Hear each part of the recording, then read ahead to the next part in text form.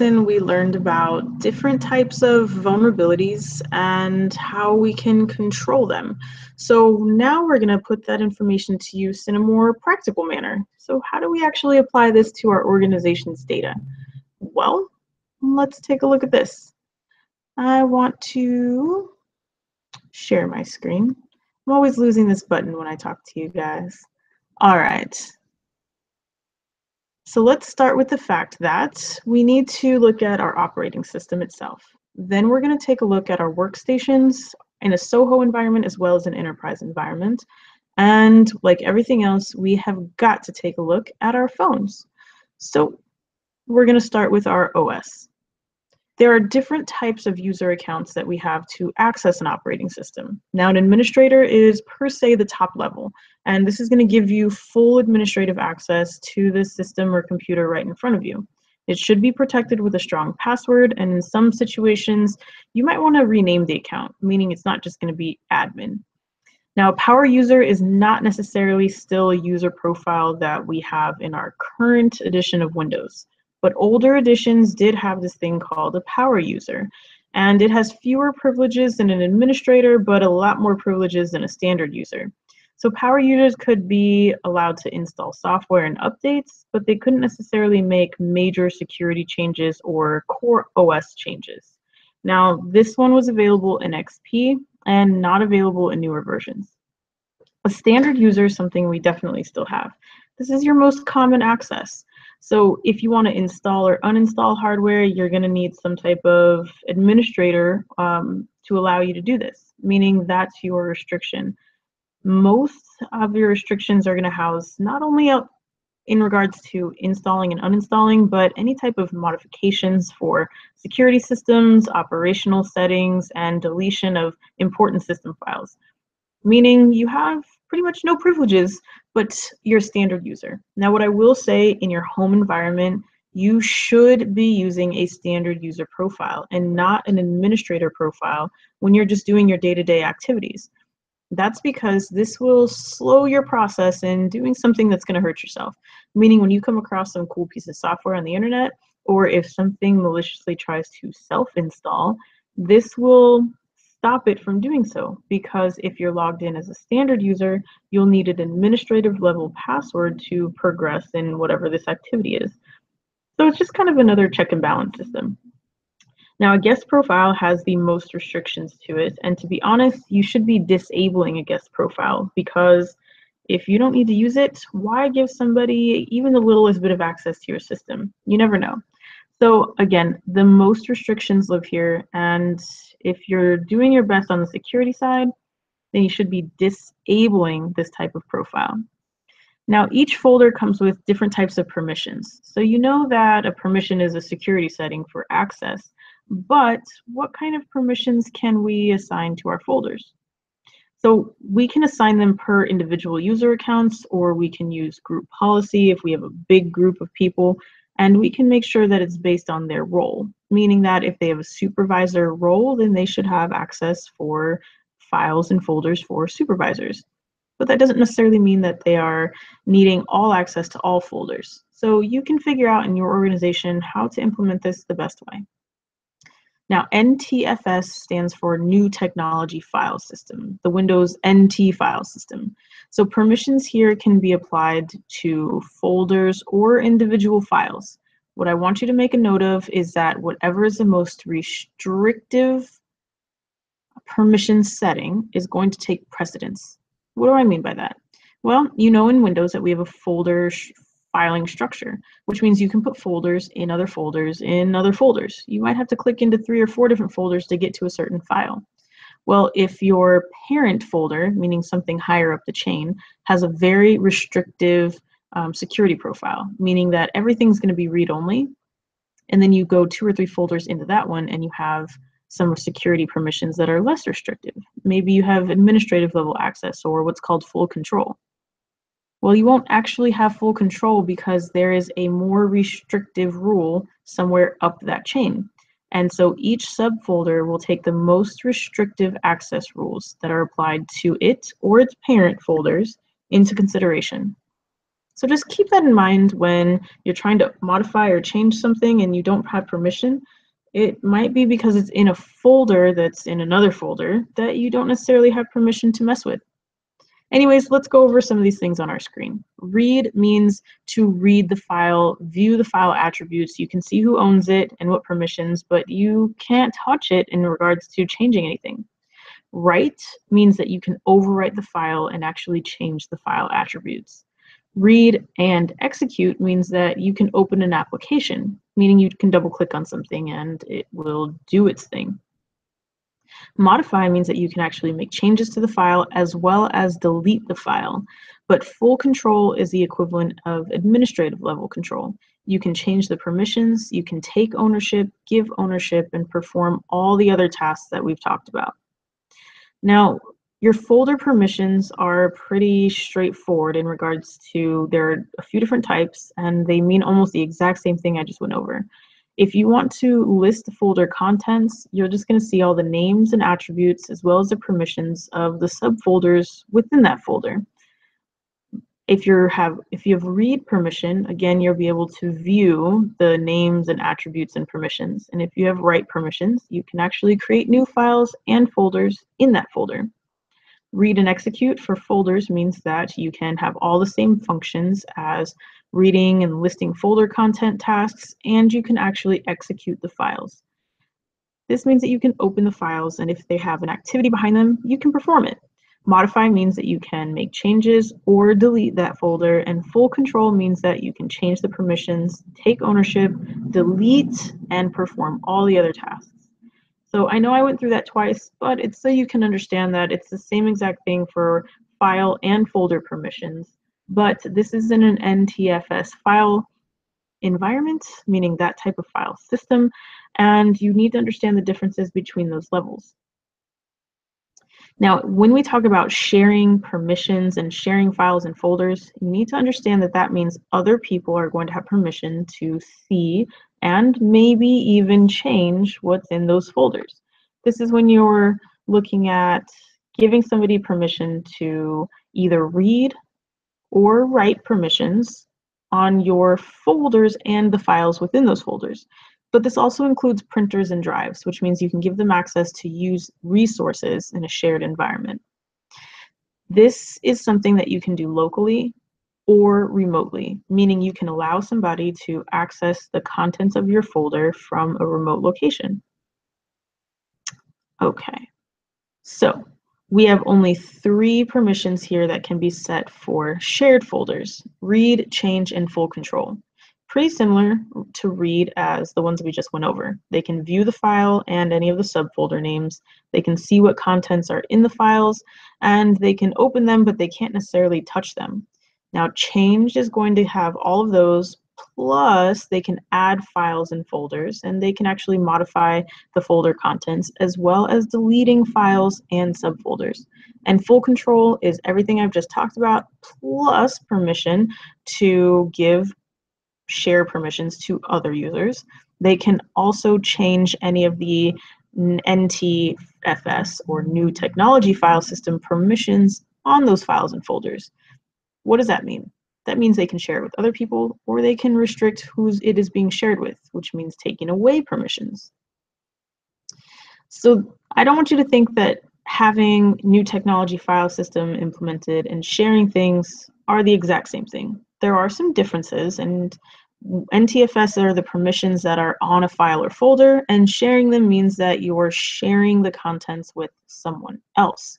So when I talk about NTFS, we're looking at the permissions that you apply to the actions that users can take on a file or folder, whether they're on your network or they're local. Share permissions apply to the folder and all the subfolders and files that have been shared with other people and can be accessed over a network.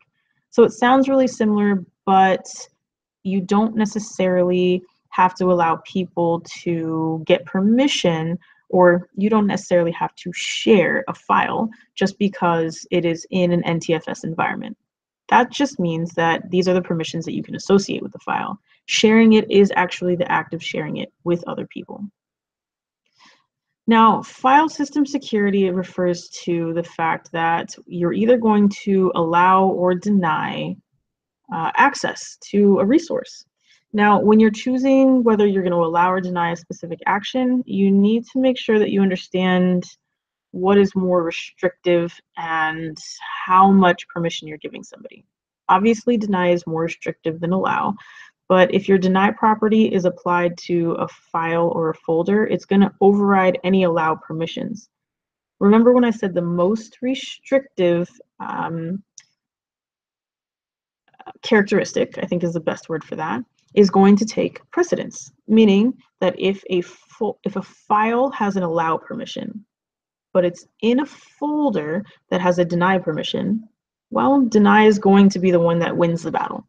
All right, so move or copy. Now, there's a lot of information here, but there are 2 bullet points that I need you to stare at and probably take note of. When you move a file between different partitions, per se, it's going to retain the permissions from wherever it originated from. So if you have some really restrictive permissions on a file and you just move it to another place, well, everything's going to stay the same. However, if you copy a file and you put it in a new location that has less restrictive permissions assigned, then those smaller or reduced or decreased permissions are going to take hold. Now that works the other way as well. If you copy a folder or file into a place that has more restrictions built in, meaning increased restrictions, then those restrictions are the ones that are going to take hold of this file or folder.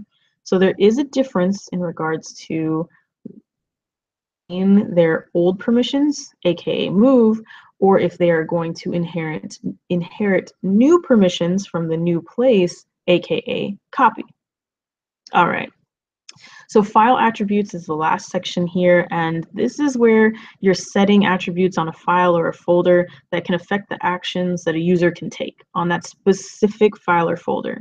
Now, these aren't necessarily permission rules, but this is if a folder is read-only, that means it's going to override all the other permissions that are on the files and folders within it. So they're not a signing of permissions, but an attribute will take precedence over the individual file and folder permissions that have been set. That's a bunch of information, and what you need to understand is that there are many ways to assign permissions, and there are different levels of permissions that you can assign to both files and folders. Now, there's 2 kinds of shares that we talked about, administrative and local shares. Administrative shares are the hidden shares that are created and shared by default on every Windows system, and those are the ones that come with that $sign to indicate that they're hidden files. So you can delete them, but the system's going to recreate them every time it restarts. And anyone with administrative access to the system can interact with administrative shares. These folders are just on a higher level. You have to be an administrator to touch them and modify them, delete them, anything. Now, local shares are folders that are created on your local system or local network by users like you and me. And then they're shared with other network users, and they have share permissions that we've assigned. All the good stuff we just talked about. But users, including administrators, can delete local shares, and they're not going to automatically be created. So you need to understand that system files are hidden and only administrators can touch them and modify them. And if anything happens to them, the system will recreate them. Local shares, however, are things that we create as end users. And if somebody deletes them, well, they're gone.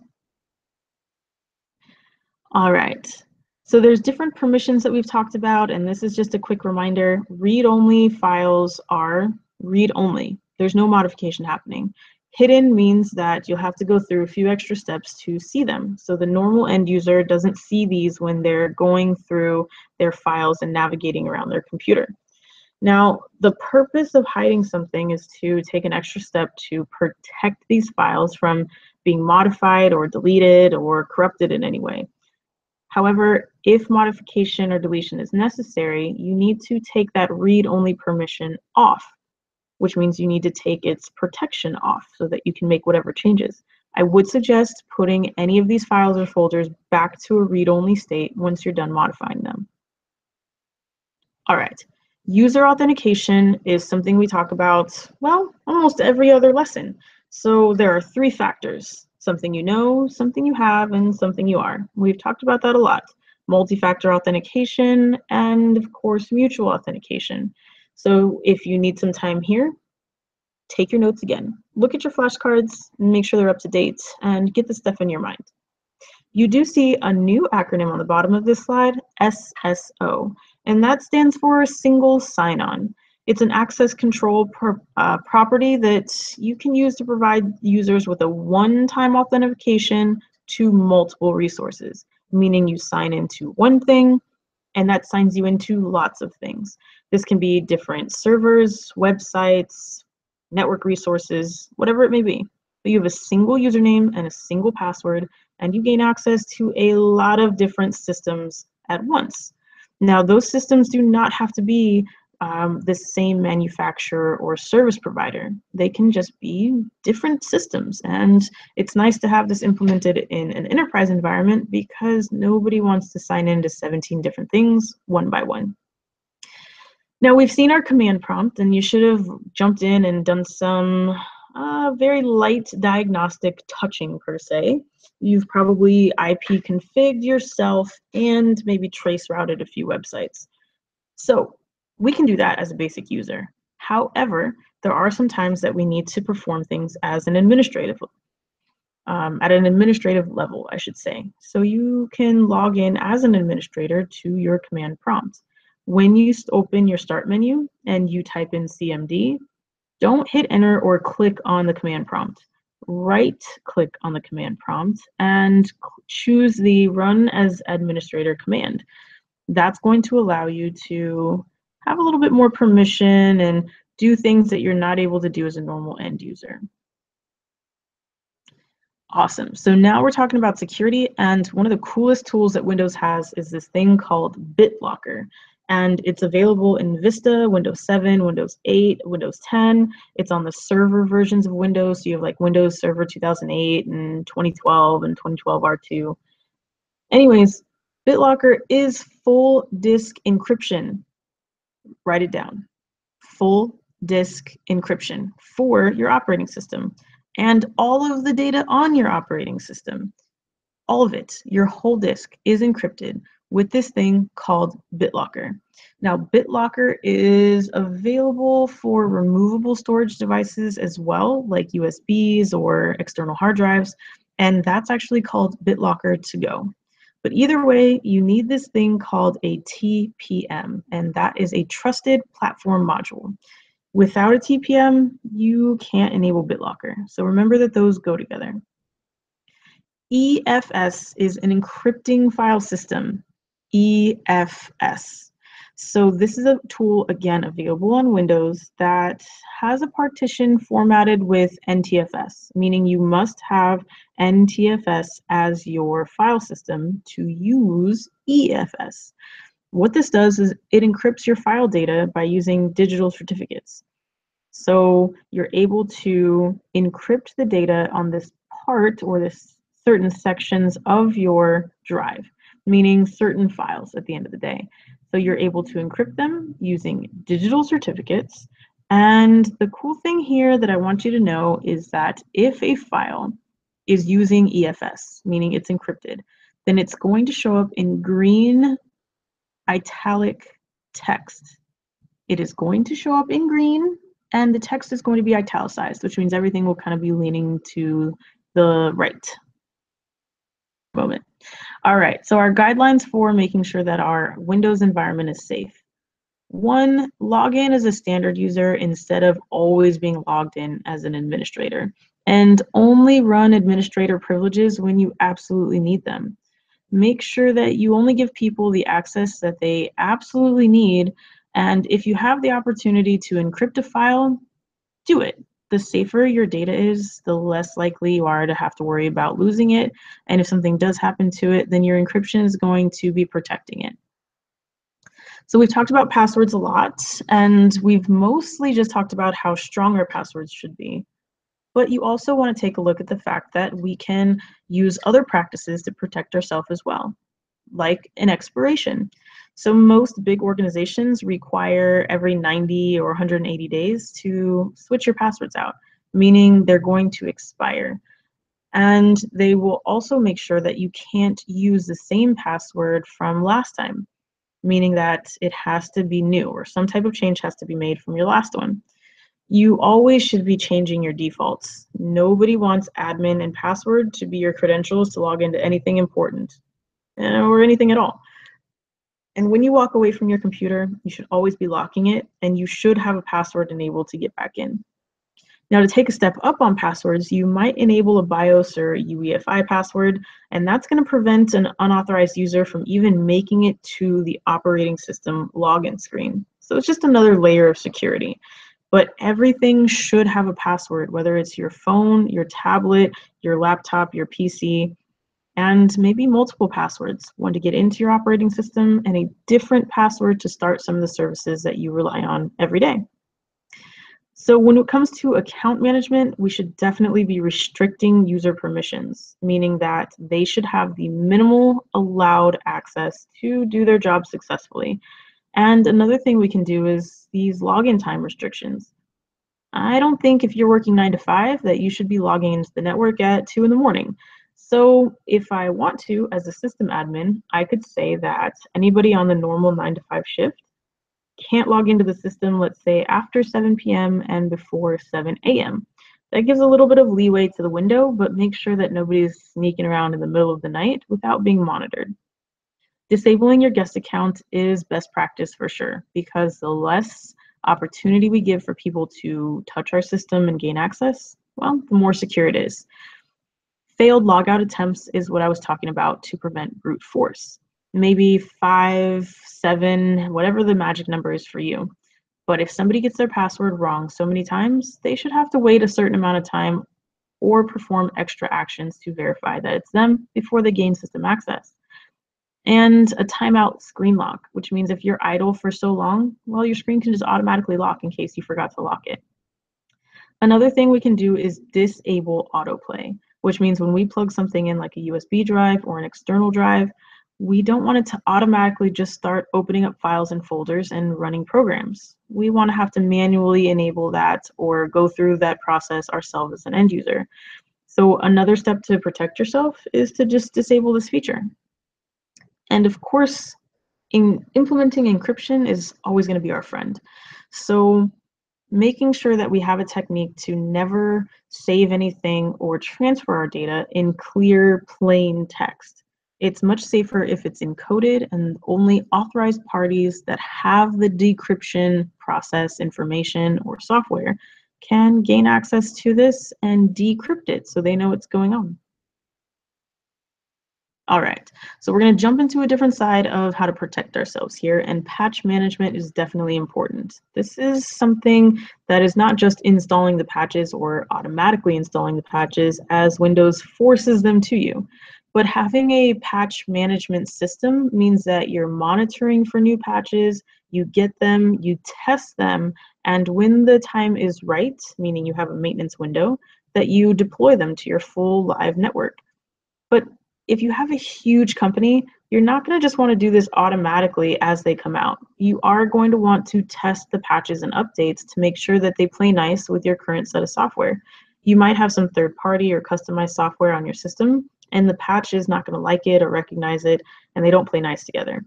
So somebody needs to be in charge of testing and approving these patches coming out on your system. All right, so let's talk about some general best practices in regards to how to secure a physical workstation. First and foremost, the user authentication. Make sure that they have a customized, meaning not the default, username and password. They should change that to something that's unique to them, and to use a strong password. If you have the opportunity, multi-factor authentication is always better than single factor. Installing updates and patches like we just talked about, when those patches are released, they should be tested and rolled out if they're appropriate for your system as soon as possible. That makes sure that you have the most up-to-date patches and any updates available to secure your system. If you have somebody who leaves a department or the corporation itself, their account should be disabled, not deleted, because if for any reason you need to go back and take a look at what they were doing, well, all that information is going to be gone if you delete it. So disabling their account and disabling guest accounts are best practice here. Making sure that you have the right anti-malware, including antivirus and anti-spyware, on every workstation is critical because it only takes one vulnerability for somebody to take advantage, and then they're in your system without any type of permission. Make sure you have firewalls configured on workstations and your network, and educate your users to make sure they're locking their screen when they're walking away. All right, so what is a SOHO again? Small office, home office. And most of the same rules apply here, just on a smaller scale. Now, default username and password we've talked about a lot, and MAC filtering we've definitely touched on. MAC filtering is appropriate at a SOHO level, meaning that there's only so many devices, maybe 10 to 20, and it is safer to add them to an ACL. What is an ACL? Hopefully you just said access control list. And that is correct.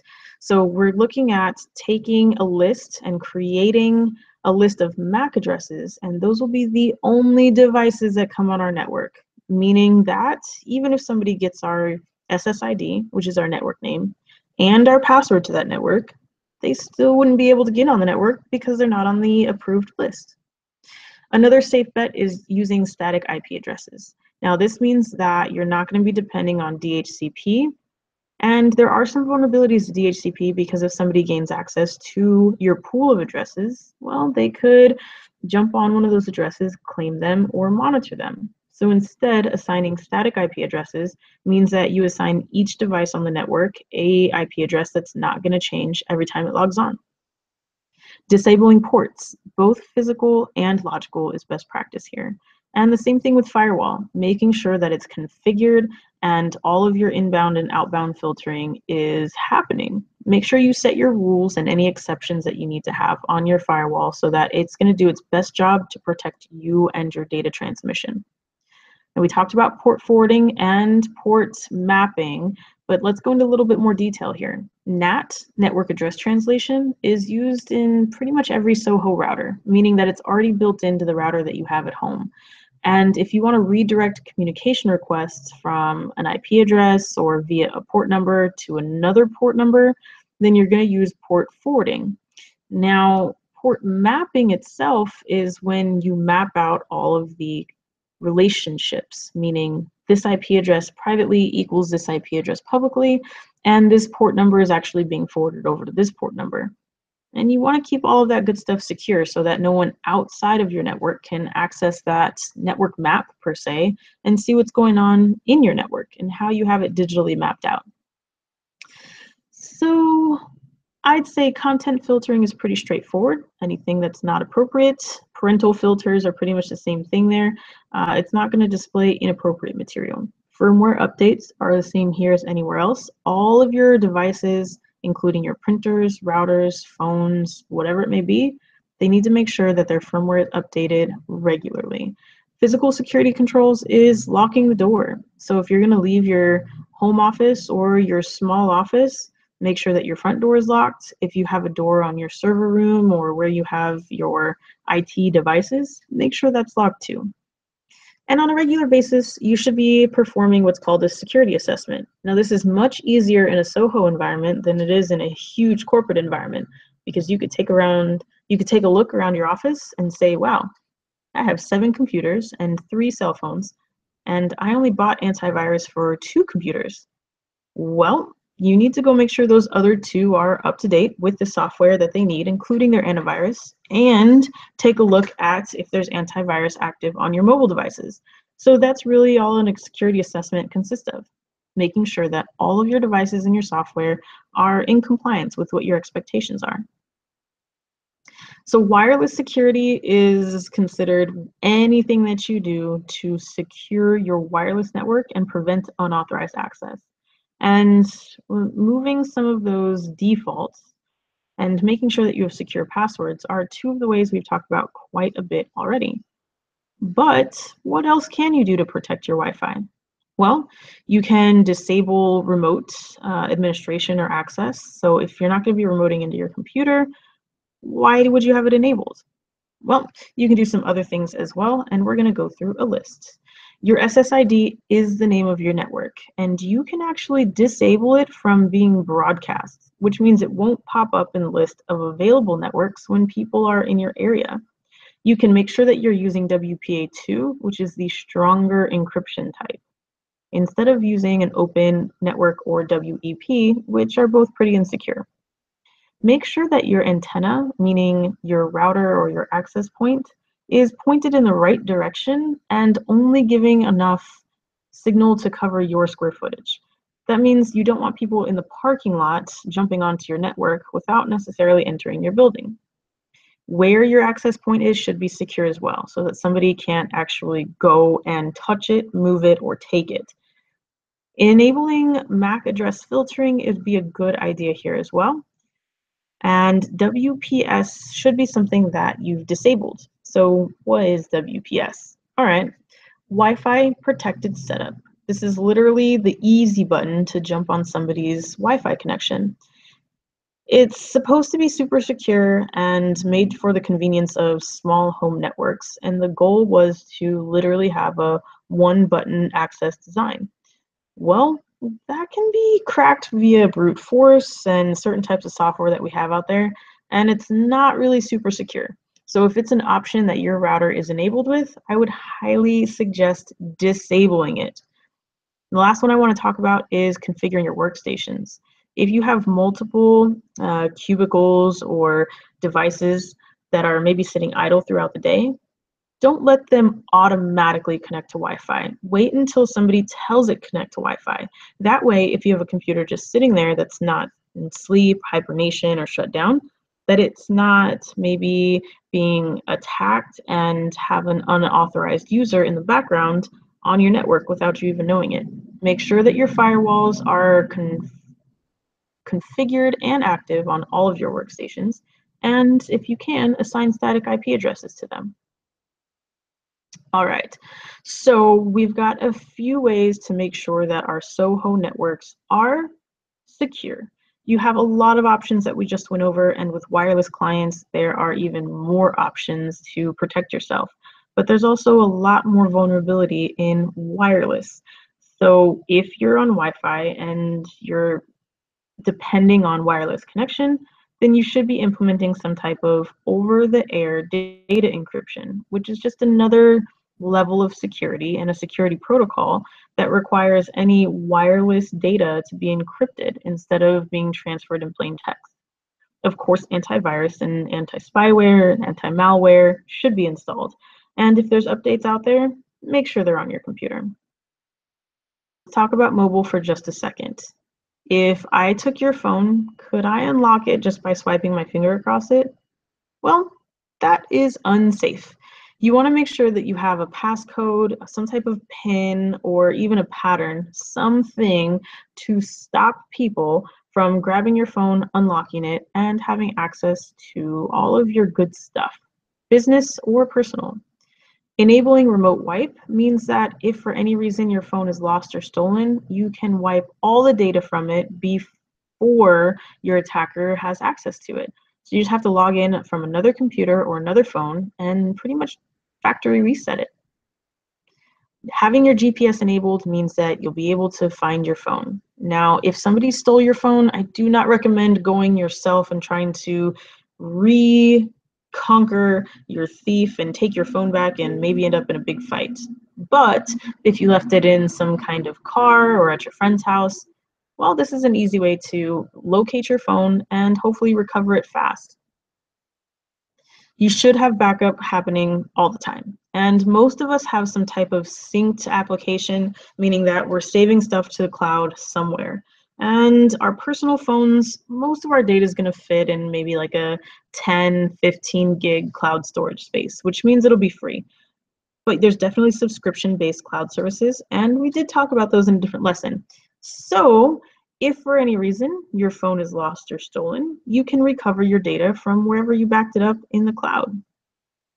Now, a cool thing is, and in regards to your password, if somebody's trying to guess your password and they do it incorrectly too many times, your phone should lock. Now, iPhones already have this built in and it is default, which means if you get it wrong too many times, it will lock you out for anywhere between 1 minute and an hour. But if you do it too many times, which means somebody really is just going at it as far as trying to get your password back to back to back, it could actually automatically delete the information and data that's on your phone to protect you.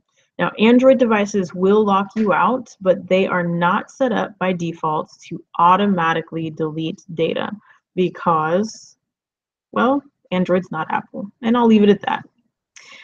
Phones can get viruses. Now, I told you that there's a long list of available free and paid versions of anti-malware for your phone. And what you see on screen are just a few. I actually use Kaspersky myself, and Lookout actually comes on a few phones by default, depending on the manufacturer. So go check out these as well as other options and see what works best for you. Mobile phones also have patches and updates. Now, normally these are pretty required when they come from your mobile phone or cell provider per se, meaning that when there's an update, they tell you it's going to be installed. They might give you a few hours so it does it overnight, but denying this over and over and over again, at some point it's just going to happen. Now, do you have to install patches and updates on your phone? No, you don't have to put them on your PC or laptop either. But don't forget the reason that there are patches and updates is because they found a vulnerability, and this is going to help you protect yourself. Biometric authentication means something that you are. Now, the most common one here is going to be a fingerprint scanner, but you'll see more and more in mobile that you're able to authenticate via a facial camera. So it'll turn the camera on and you'll just take a picture. It'll take a picture of your face to make sure it's you. Now, where that doesn't work is when I steal your phone and then I open your social media and I tell your phone to take a picture of your profile and then it lets me in anyways. So be careful with that one. Full device encryption, when available, is awesome. Now, especially for business phones, this should be enabled and being used often. You just configure it to make sure that all of your data is encrypted. You can tell it to only protect certain files and folders if you want to encrypt only your company data and leave your personal data alone. But you can also encrypt your full device. And it's effective as long as the hardware itself is not being, I'd say, taken apart per se. Meaning that unless somebody can get a hold of your hardware and strip all this stuff down, which means they're way more advanced than just the encryption itself, then you're going to be safe. So I'm babbling about that because most people do not use encryption at all on their cell phone. A lot of people don't even know that it's possible. Most company cell phones have encryption enabled and people just don't use it. So look at if you're in a company that is either giving you a phone or if you're the person who administers the phones who are given out to people in your organization, if encryption is an option, use it yourself and educate your other users. All right, multi-factor authentication. This is where I'm just going to ask you to tell your screen, what is multi-factor authentication? Go ahead. All right, so using more than one authentication factor, something you know, something you are, and something you have. If I ask you to provide something from 2 or more of those factors, I'm using multi-factor authentication. Trusted resources or trusted sources are the best place to get apps for your phone. What does that even mean? That means if you're shopping for apps, you should stay in the app market. The Apple App Store or Google has the Play Store. Windows actually has an app store as well. But there are untrusted sources, meaning you can go directly to a software developer or a website and download apps to your phone. They may not necessarily be safe. Most apps are perfectly safe and they've been checked and vetted and they are abiding by certain rules to even be available in the App Store, the Play Store. And that's where, again, you should be shopping for your apps. However, there are some apps that are out there that don't play by the rules. And that's how, if you want to get those apps, you're going to have to go directly to the website, the creator, and download them. Now, be careful because sometimes they are incredibly unsafe. Now, your mobile devices do have the ability to take part in a firewall, meaning that you could actually have a mobile firewall installed on your cell phone. And you should be implementing this so that not only the network that you're on, but your device can be scanning all the data and block any nasty, unwanted data from coming into your phone. Now, I want to talk here for a moment about something called BYOD, bring your own device. And that makes some of the things that you're looking at right here with the security profile pretty difficult. So let's look at what's on the screen, and then let's talk about how it gets kind of hard. All right. Security profiles include all the things that you're doing to secure your network, what policies you have in place, how you're reacting to attacks if they take place, what are the standards that you are implementing, meaning what are you requiring for all of the devices and users on your network, what is considered normal, and how are you measuring normal? Well, that's all fine and dandy until you let people bring their own devices onto your network. If somebody brings their own laptop and they're using it for work and they get a virus, well, oh goodness, whose fault is that? Who's responsible for that? And let's even stop and back up a moment. Who's responsible for the antivirus on that employee's computer? Is the employee responsible for it because it's their hardware? Or is the company responsible for it because they gave that person permission to use their own hardware? Well, that's a gray area that we are fighting with every day. Bring your own device is getting more and more common in small and medium-sized businesses, and every business has their own standards, guidelines, and policies on how to deal with this.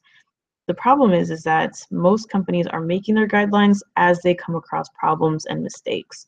So if you're going to allow in your own network people to bring their own devices, jump on the network, and have access to resources, please have a policy in place before something happens to figure out how to deal with what things could go wrong, and when they go wrong, how to step forward. Meaning, is your company going to pay for the antivirus to be put on that person's computer before they get the virus, or are you going to react later after your data is corrupted or even gone? Oops. All right, let's take a look at what we've already talked about. So, summary. We need to make sure we're using screen locks on our mobile devices, and we should be configuring and enabling remote wipe before our phone disappears. Just a quick note, you can't do this after your phone gets stolen because you have to have the device in front of you to go through the instructions and steps to enable it. So again, do that now before anything bad happens. All right, make sure your GPS is on, especially when you're out of your house, so that if your phone is lost or stolen, you can find it. Backing your data up should already be in process, but double check on this and make any fixes, modifications, or configuration changes that you need to. Your phone can get a virus, even Apple phones, by the way. So put antivirus and anti-malware on your phone and let it scan at least once a day. If you need to, make it once a week. But I scan my phone every day because I'm always on different websites and I'm interacting with different apps. And the more apps you download, well, the more vulnerabilities you're introducing. All right. If you have the ability, use biometric authentication, meaning your thumbprint. It is pretty safe and it's the best way at this point to lock your phone. Use full device encryption when available, and make sure that you're only downloading things from a trusted source, aka the app market. All right, that was a lot, but that was really important stuff. And we covered how to secure a lot of different devices. We talked about your workstations, we talked about different parts of your network, and really one of the most important and new to the 900 series tests are your mobile devices. Now, I talk about just a test there, but in real life, we are going mobile and there's no stopping that, which means phones and tablets and laptops are the standard. So we need to know how to protect ourselves against the very fast, rapidly changing security issues that are coming up in our world every day. So go change some of those really simple passwords that you have, disable WPS at home, and put a lock on your cell phone screen because, well, having some type of pattern lock or your thumbprint lock or having multi-factor is much, much safer than just swiping across the screen and me stealing all of your data. All right, I will see you soon. I hope you learned a lot, and I really do want you to take these lessons and implement them in your own security life, meaning at home and at work.